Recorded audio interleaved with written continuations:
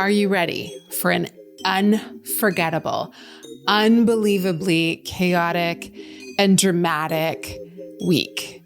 Me either. Hi, this is the Astrology of the Week Ahead podcast. I'm your astro bestie, Chani Nicholas, just reading the stars with you and also feeling overwhelmed and also feeling interested in how it'll all turn out. I don't know. I'm just at the point now where I'm like, okay, this is the ride we're on. This is the ship we're in. We are here.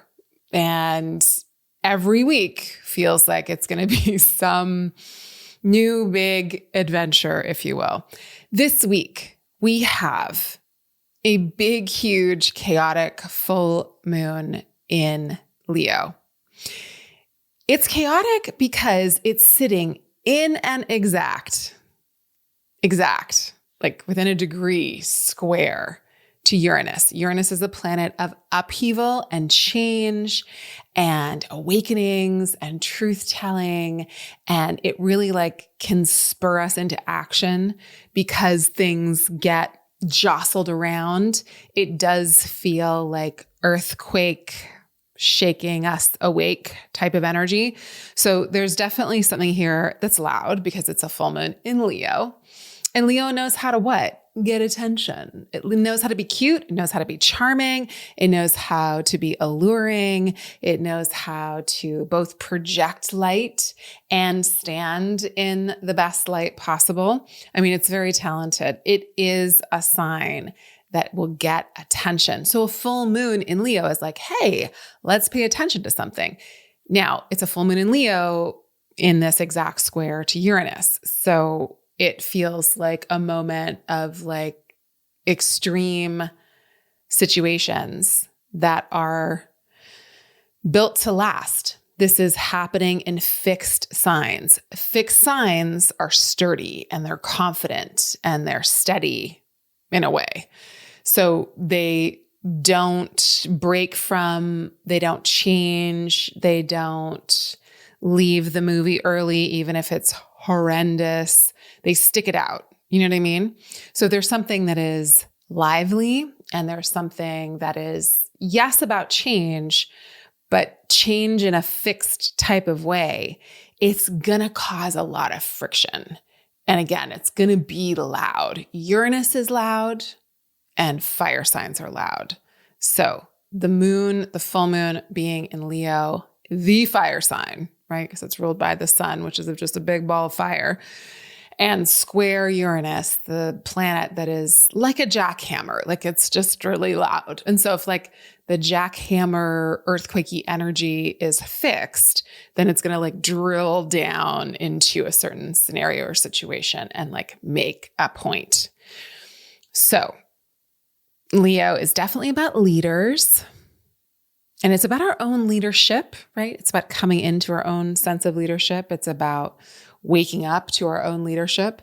And then on a collective level, I'm sure that every day from now until God knows when, the leaders of the world, the leaders in the world will pull some pranks and maybe do an about face or maybe do something that is loud and disruptive and chaotic. But it is also calling us all to be the leaders that we need to be in our own life.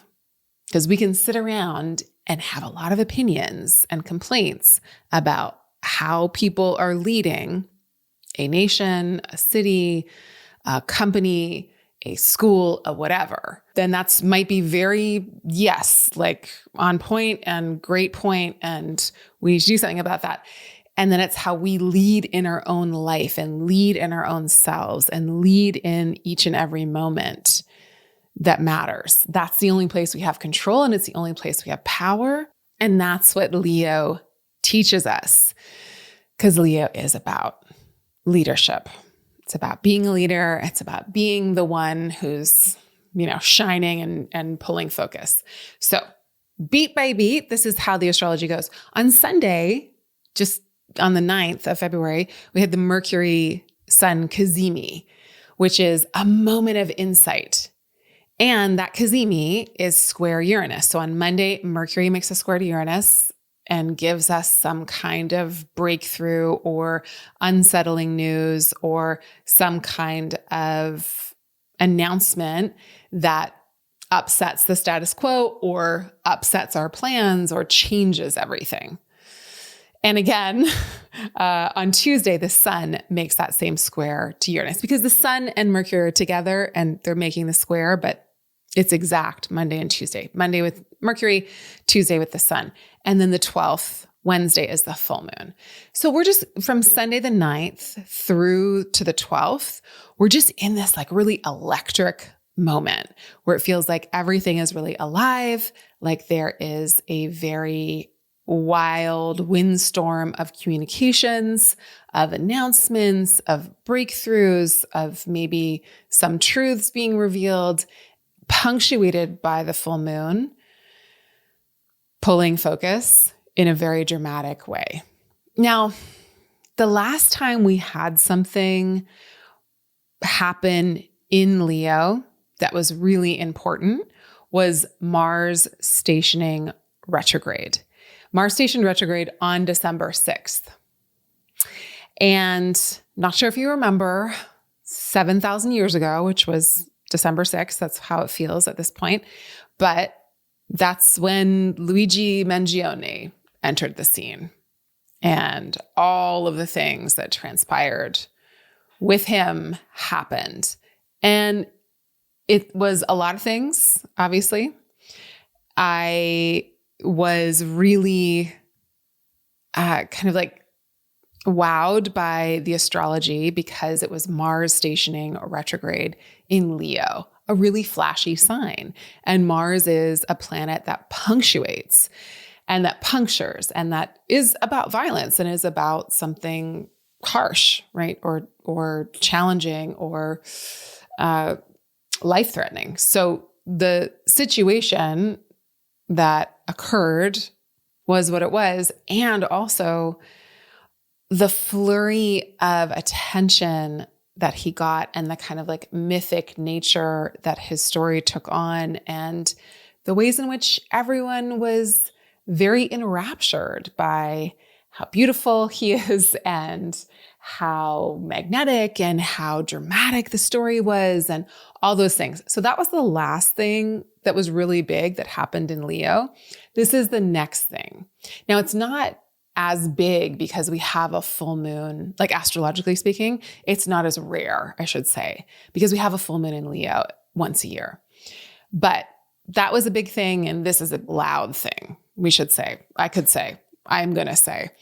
This is a loud event happening in Leo. It's not a soft event happening in Leo. And of course, the moon has been through Leo since Mars stationed retrograde there. But a full moon happening there in an exact square to Uranus is definitely making sure that we pay attention to what is happening because it's going to be loud, right? It's like, look at me. That's the kind of vibe that this moment has.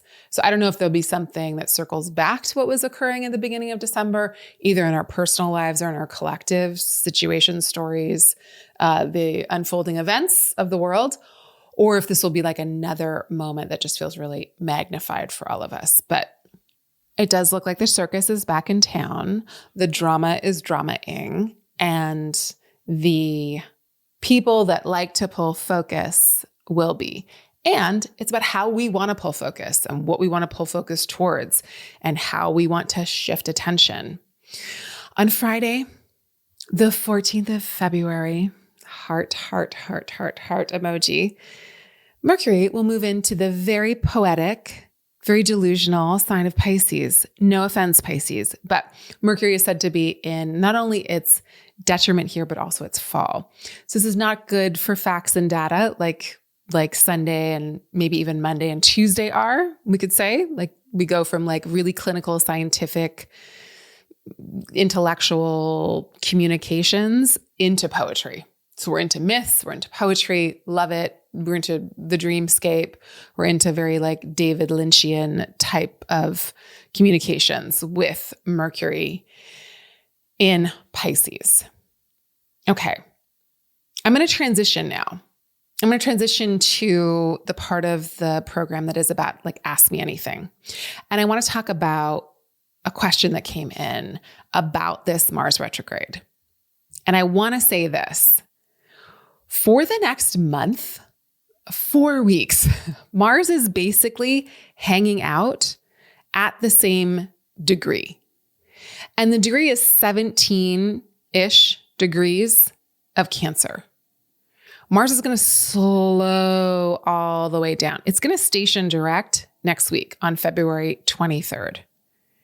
But it's basically just hanging out at this 17th degree of Cancer for 4 weeks. Y'all, that's bananas. And this is what happens when Mars stations, when it changes signs. But if you have something 16, 17, 18, 19 degrees of Cancer, but really like 17, 18, 16, 17, 18, let's put it on those 3 degrees. Whew, you're going to feel this. And, a lot of you won't have anything there. But if you do, please go check your chart on the Chani app or on chani.com and see if you have a planet or a point or anything around this degree. Because Mars is just going to be sitting there. It's just going to be grinding its high heel into that planet or point. And it's really important for us to do some really good excavation work, to do some digging work, to do some poking around work in terms of whatever Mars is sitting on. Now, you don't have to have anything at 17 degrees of Cancer, because 17 degrees of Cancer falls in everybody's chart somewhere. It might be an empty space, but it's still there. It's still in a certain part of your chart. So for Aries rising, that's the 4th house of home and family. Taurus rising, that's the 3rd house of communications, daily rituals, siblings and extended family and good friends that feel like siblings. For Gemini rising, it's the 2nd house of money, assets, resources, how you make a living, what you do with your stuff. Cancer rising, it's your 1st house of body and self. Leo rising, it's your 12th house of behind the scenes stuff, hidden enemies. I know that sounds weird, but it really is like this, the hidden enemies either in yourself, like in your own psyche, like your own self-saboteurs, or, I don't love to talk about this kind of stuff, but people that don't have like goodwill for you. We need to understand when and where that's true. Sometimes when something happens significant in our 12th house, we can be like, oh, I thought but we were not. Okay, good to know. Then we get to Virgo rising. This is Mars stationing, just sitting in your 11th house of friends and groups and associations. Libra rising. This is your 10th house of career, public roles, reputations, how the world sees you. Then we've got Scorpio rising. This is your 9th house of long-term plans. What is meaningful to you? Publishing, teaching, learning, spirituality, your dream life. Please pay attention to your dreams. Please, Scorpio rising, pay attention to your dreams. Sag rising. This is about 8th house of grants, funding, taxes, debts, loans. Pay attention to all that financial stuff. And just know that if something is sticky there, it will move, but it might take a couple of weeks. It's also your 8th house of grief and realizing what it is we still have yet to grieve. We all have grief. It's the human condition. Capricorn, 7th house of relationships, commitments, committed partnerships, business, platonic, personal, romantic, doesn't matter. Whoever you're committed to. It's where Mars is just hanging out there. Aquarius rising, we've got your 6th house health. Really want you to pay attention to your health, inflammation, anything that feels like too riled up in your system. We got to bring it down, but also work and work life and stress and managing and being of service, and managing all that. Then we've got Pisces rising. This is your 5th house of children, the children in your life, any children you might work with, also reproductive health and well-being, really caring for that part of your body, self situations, and also your creative projects. So whatever I just named there for you, I want you to think about these things. Mars is just going to be hanging out at this place. So you might have a planet there, you might not. Doesn't matter. It's happening somewhere in your chart over the next 4 weeks. We're going to have to meditate on something, right? We're being held in place somewhere in our life. Not everywhere. There's all these other things going on. There's there's all this other activity this week. It has nothing to do with the Mars retrograde. But in the area of your chart that contains Cancer, we're being held in place somewhere for good reason. It's not because the universe or our life wants us to suffer. It's because we're supposed to dig deeply into something and understand it on an emotional level, understand the security issues that come up because of it, understand what it is we're supposed to be pivoting around, what it is we're supposed to be transforming, alchemizing, moving through, doing something difficult in regards to, but difficult that is important to do. Okay, it's difficult, fine. It will be really good once it's done. It'll be really good to have done it. It will be really important to have been in this process. Because it's Cancer, again, it's sensitive. It brings us down to our deepest core issues about fitting in, about being part of a family, about belonging. Belonging is the word I really want to use. Cancer is about belonging. Who do we belong to? Who loves us? Who's going to nurture us? Who's going to feed me? Who's going to clothe me? Who's going to house me? How am I going to get these needs met? And so it's about how we can reparent ourselves in this area of our life or within these relationships or within this context. It's about how we can do the hard and necessary thing that's going to grow us into some kind of next version of our own parenthood, our own parenting. Imagine your life if you were the absolute best parent of yourself. What would you feel like? What would life be like? Life is harrowing. The world is harrowing. And if you met all of that stuff out there every day, knowing that you have met your own needs, what kind of parent and boss and coworker and neighbor and citizen and family member and friend and comrade and anything, any label that you have, what kind of person would you be in all of those relationships? That's part of this goal. And I will say this again, till I am blue in the face or until June.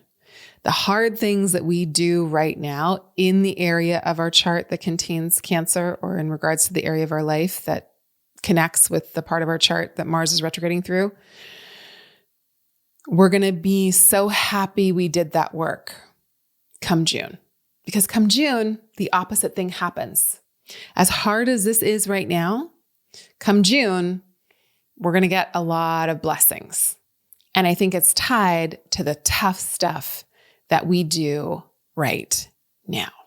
So I go into great depth in this in your year ahead reading. We'll talk about it a lot next week, both here and also in terms of your individual readings. So I hope that those are helpful. And also for now, the full moon in Leo dominates, reminding us that where this full moon happens also is a part of our chart that we are meant to shine into, that we are meant to illuminate. So when you listen to your reading for this week, think about the part of your chart that this full moon is happening in and how you are in your life over the span of your life, learning how to shine in this area. And this full moon is going to give you and me a breakthrough about it. So we're going to tune in from Sunday all the way to Thursday, because there's going to be something that we're going to be like, whoa, I never thought of it that way. And that's what we want. We want to think about something in a different way. We want to have a paradigm shift or something that changes our mind, that helps us to think about something in a more radically free way. Because if anything, Uranus wants us to be free, wants us to be able to think outside the box, act outside the box, be outside the box of conformity. And that's, good for Leo because it's quite shiny out there. All right, y'all, I'm sending you lots of love, many blessings. I will see you back here next time. Bye for now.